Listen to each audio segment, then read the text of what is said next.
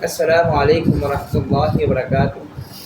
قربانی کے حوالے سے چند ایک ضروری باتیں میں آپ احباب کے دوست گزار کرنا چاہتا ہوں۔ قربانی کا جانور ضرور آپ لائیں اور اپنی طاقت کے حساب سے اچھا ہونا چاہیے۔ اس کے بعد اس کو ذبح کرنے کے لیے چند ایک ضروری باتیں آپ ذہنشین کر لیں۔ پہلی بات، ہر انسان اپنے ہاتھ سے اس جانور کو ذبح کرے، یا تو کم سے کم اگر کسائی سے کروا رہا ہے تو اپنا ہاتھ اس چھری پہ رکھ لے۔ ہاتھ رکھنے میں کوئی کباہت نہیں ہے، اگلے سال انشاءاللہ وہ چھری پھیر لے گا۔ اس سال اگر ڈر کی وجہ سے وہ چھری نہیں پھیر رہا، کسائی کو کہہ دے میرا ہاتھ پکڑ لے اور آپ اپنا ہاتھ رکھیں، دعا پہلے پڑھیں۔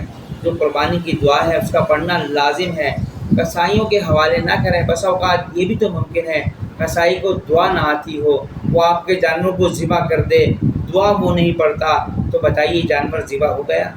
پھر اس کے بعد قربانی کے جانور کو ذبح کرنے سے پہلے اگر حصے کا جانور ہے تو آپ اس بات کا کنفرم کر لیں کہ جتنے لوگ حصے میں شامل ہیں کیا ان تمام لوگوں نے عید کی نماز پڑھ لی۔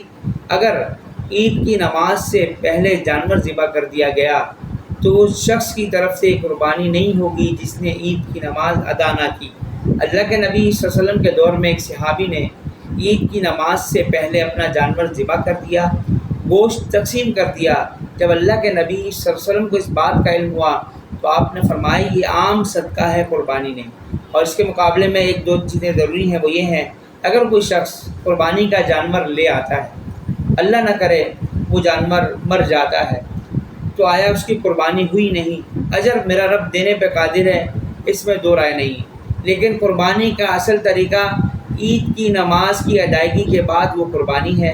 اگر کسی انسان کا جانور مر گیا اور عید کی نماز سے 1 یا 2 دن پہلے یا کچھ لمحات پہلے، تو وہ قربانی جو سنت ابراہیمی والی ہے وہ ادا نہیں ہوئی، جو چھری پھیر کر ذبح کرنے کی۔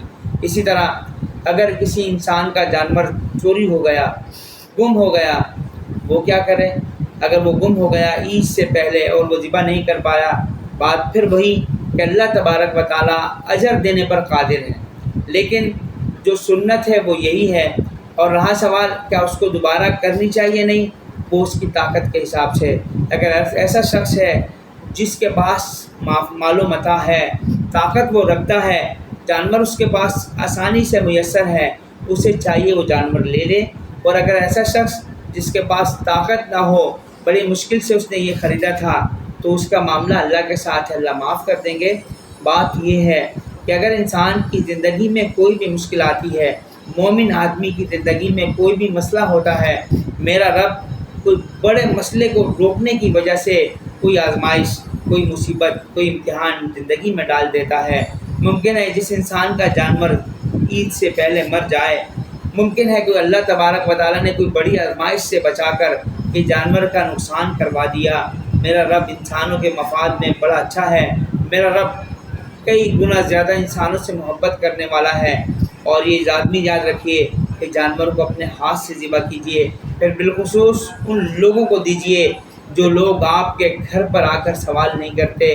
پھر رہا سوال اس جانور کی کھال کا، وہ جانور کی کھال ایک ایسے مصرف میں استعمال کیجیے جو دین کی سربلندی کے لیے برسر پیکار ہے، دین کی سربلندی میں بڑا کردار ادا کر رہے ہیں، یا انسانوں کی بحالی کا کردار ادا کر رہے ہیں، خلق خدمت کر رہے ہیں۔ ان لوگوں کے حوالے اپنے جانوروں کی کھال کیجیے، جو مدارس ہیں انہیں دیجیے، یا وہ خدمت خلق کے نام سے بڑی تنظیمیں کام کر رہی ہیں جو واقعتاً اپنے مفاد کو بالائے طاق رکھ کر لوگوں کی خدمت کو مقدم رکھتے ہوئے کام کر رہی ہیں، ان کو یہ کھال دیجیے۔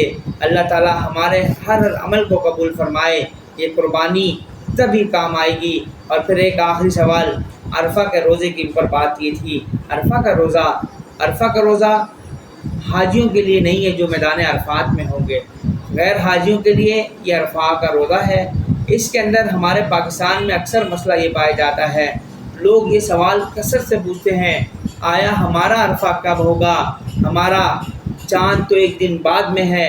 تو ان احباب کی یہ دوست گزار کر دوں، اگر آپ کو اشکالات کی وجہ سے مسئلہ ہے تو آپ اس بات پر اٹک گئے ہیں کہ عرفہ تو 1-2 دن پہلے ہو جاتا ہے اور ہمارے ہاں 1 دن بعد تو انہیں چاہیے کہ وہ 2 دن کے روزے رکھ لیں۔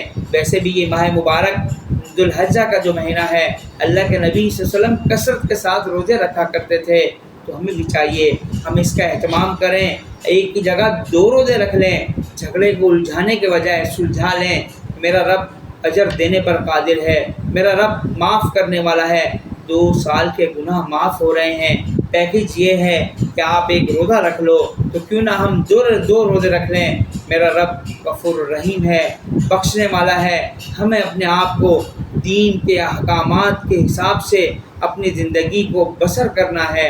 یہ نجات ہے، یہ کامیابی ہے، اسی کو قربانی کہا جاتا ہے۔ اللہ تعالیٰ عمل کی توفیق عطا فرمائے۔ السلام علیکم ورحمۃ اللہ وبرکاتہ۔